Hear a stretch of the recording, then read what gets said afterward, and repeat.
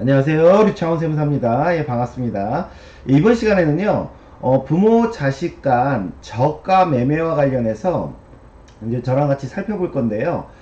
이제 이런 거죠. 시세가 예를 들어서 얼마가 있고, 근데 계약서는 시세보다 좀 다르게 썼고, 근데 문제는요, 이 돈을 지급하는 그 금액이 계약서 금액과 또 다른 경우, 이렇게 다 틀린 경우, 이게 근데 그 실무를 하다 보면 이런 경우들도 많이 나옵니다. 즉 계약서 금액과 서로 돈이 지급받은 금액이 동일하면 좋겠지만 이제 특수관계자다 보니까 요걸 뭐 조금 나중에 드리겠습니다 라든가 뭐 이런 식으로 해서 이게 다 틀린 경우가 있어요. 그래서 이런 경우는 어떻게 되는지 한번 같이 살펴보도록 하겠습니다.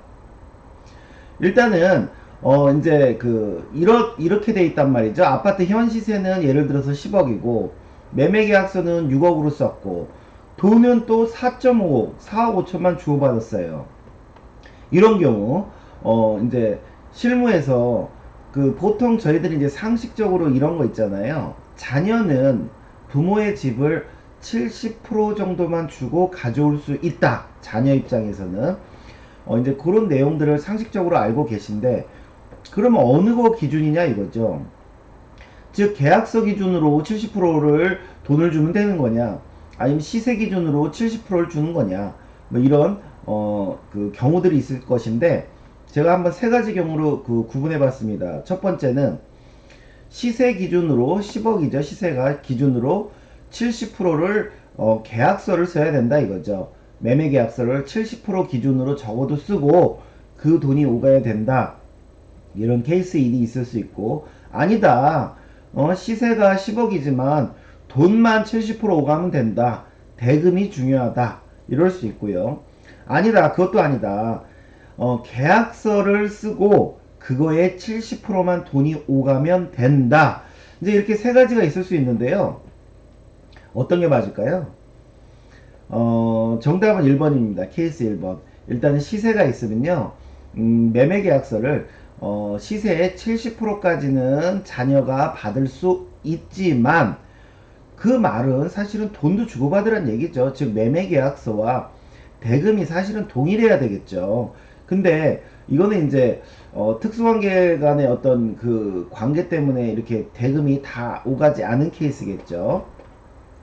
그러면 이제 한번 저희가 사례를 통해서 한번 살펴보겠습니다. 뭐 동일한 사례입니다. 10억이고요. 매매 계약서는 6억으로 썼고 통장 대금은 4억 5천만 주고받았습니다. 왜 4억 5천만 주고받았습니까? 그러니까 그분들이 아니 매매 계약서 6억인데 부모 자식 간 70%만 줘도 되지 않아요? 6, 7에 42, 4억 2천이라 저 4억 5천 넉넉하게 3천 더해서 주고받았는데요. 이러는 분들도 있습니다. 그럼 이럴 때 어떤 문제가 있는지 한번 일단 쉽게 그림으로 먼저 보면 이렇죠. 저희가 시가 지금 시가가 10억이면요. 시가 허용 범위가 위로 30% 아래로 30%입니다. 즉 그 7억과 그 13억이겠죠. 그 130%니까 13억 요 범위가 이제 시가 허용 범위인데 이분들은 계약서를 얼마 했었어요?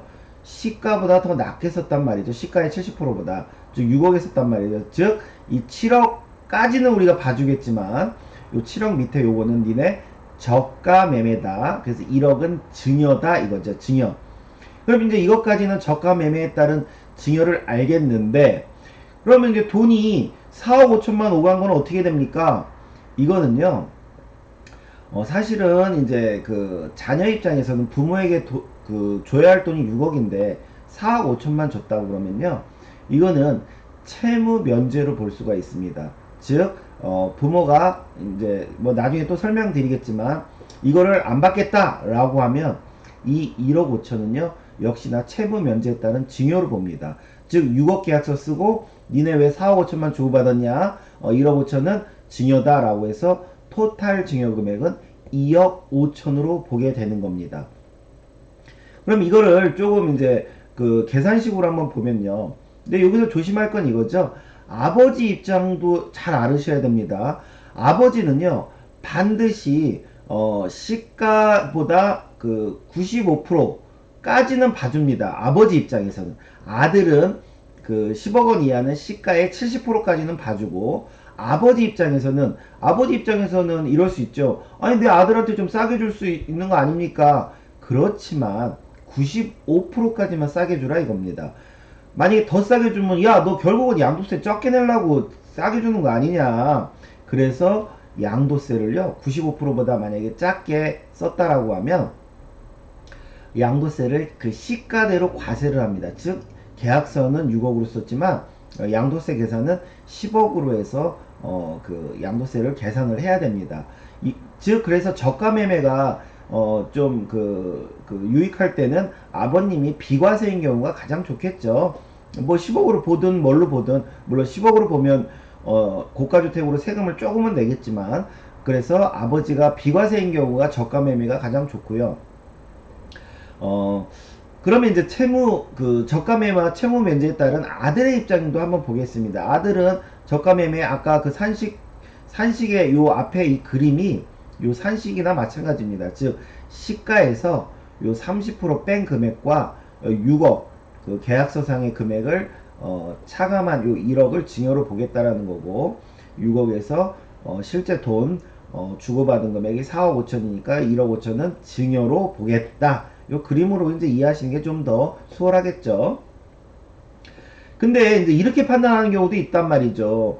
시가가 10억인데 대가를 서로 주고받은 4억 5천으로 판단하면 어떻게 됩니까? 계약서는 이제 무시하고 실제 돈 주고받은 4억 5천으로 저가 매매를 판단하면 어떻게 됩니까? 그러면 여기 보시면 역시 10억에서요 부모 자식 간 주고받을 수 있는 3억 빼고 그 실제 주고받은 4억 5천을 빼면 2억 5천이 됩니다. 즉 무슨 말이냐면요, 앞에 케이스 1, 즉 저가 매매와 채무 면제, 그 경우와 결과가 동일해집니다. 즉 저희가 계약서를요 시가의 70%보다 작게 쓴 경우들 있죠. 70%까지 포함해서. 그리고 돈을 작게 받은 경우, 요런 경우는 이렇게 2단계로 저가 매매, 채무 면제에 대한 증여나 아니면 그냥 그 저가 매매로 다 판단한 경우나 결과는 동일해집니다. 결과는 동일해지는데 그 과정은 저가 매매와 채무 면제로 이렇게 2단계로 보는 게 맞겠죠. 근데 이제 두 번째 사례는 이렇습니다. 지금 시세가 10억인데 이제 아까 6억으로 썼는데 이번에는 8억으로 썼어요. 즉 시가의 70%보다 높게 썼단 말이죠, 계약서를. 그럼 요것만 보면 저가 매매는 없겠구나 라고 할 수 있는데, 근데 돈은 똑같이 4억 5천만 주고 받았습니다.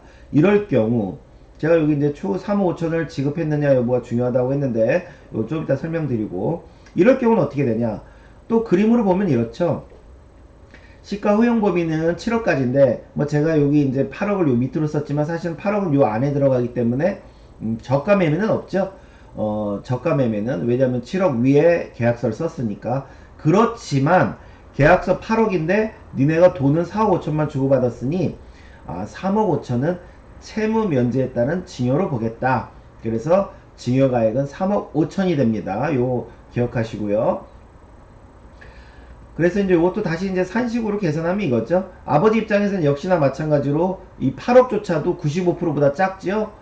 그래서 아버지는 무조건 양도가액은 10억으로 보는 거고, 비과세면은 비과세가 되는 거고요.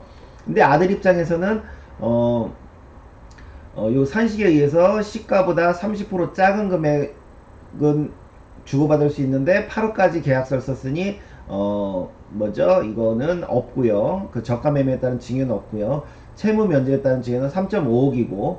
근데 이제 케이스 2번, 아까는 그 케이스 1번과 2번이 결과가 같았는데 지금 케이스는 한번 보시면 시가에서 그 주고받을 수 있는 금액 3억을 뺀 그 7억에서 4.5억을 빼면요 2.5억이 됩니다. 증여로 보는 금액이. 즉 시가 10억과 대금 4.5억을 저가 매매로만 만약에 판단한다라고 하면요 2단계로 하는 거와 결과가 틀려집니다. 그렇기 때문에 결론적으로 말씀드리는 거는 요 대금으로 시가와 대가로 이렇게 판단하지 마시고 이렇게 2단계로 항상 이렇게 판단을 하셔야 됩니다. 저가 매매와 또 계약서상의 금액과 주고받은 금액 이렇게 판단을 하셔야 되고요. 그래서 부모 자식 간의 매매 거래 이제 뭐 결론이 이렇죠. 특수관계자 간의 매매 거래 시 시가는 당사자들 간에 작성한 매매 계약서상의 금액이 아니라 실제로 거래되고 있는 매매 사례가액, 국토교통부의 실거래가로 지금 거래되고 있는 가액. 만약에 이제 뭐 상가나 단독주택처럼 없다라고 하면, 매매 사례가 없다고 그러면 뭐 감정을 받을 수도 있겠고, 그것도 없다고 그러면 공시가격, 기준시가가 될 수도 있겠죠. 그 다음에 주의사항은 다시 말씀드리지만, 계약서에 기재된 금액의 70%만 주고받으면 된다고 하면 안 돼요. 이게 실무에서 이런 분들이 많아요. 계약서는 자기들 마음대로 쓰고, 아, 돈은 70%만 주고받으면 돼. 이런 분들이 많습니다. 그렇게 쓰시면 안 되고, 반드시 시가의 70%로 계약서로 쓰고, 그 금액으로 돈을 주고 받아야 되는 게 맞습니다. 근데 이제 여기서 저희가 또 하나 짚고 넘어가야 할 게 이거예요. 저희가 채무 면제에 따른 증여는요, 원래는 이 채무 면제에 대한 의사 표현이 있어야 됩니다. 즉 무슨 얘기예요? 예를 들어서 아버지가, 야, 이거 계약서 8억이 썼는데 4억 5천만 줬는데, 아유 그래 내가 안 받을게, 그 3억 5천원 안 받을게, 이런 의사 표현이 있어야지만 이거를 이제 증여로 사실은 봐야 되는데, 채무 면제에 따른 증여로 봐야 되는데, 어 이거를 그냥 단순히 돈을 조금 줬다고 해서 무조건 채무 면제에 따른 증여로 봐야 되냐? 왜? 당사자들한테 물어보니까, 아니 저 이거 받을 건데요, 아들한테. 또 아들도, 아 이거 제가 지금 갚을 거예요, 조금씩 갚아나가고 있어요, 라고 했을 때 이거를 채무 면제에 따른 증여로 봐야 할지, 그거는 약간 고민해 봐야 할 문제입니다.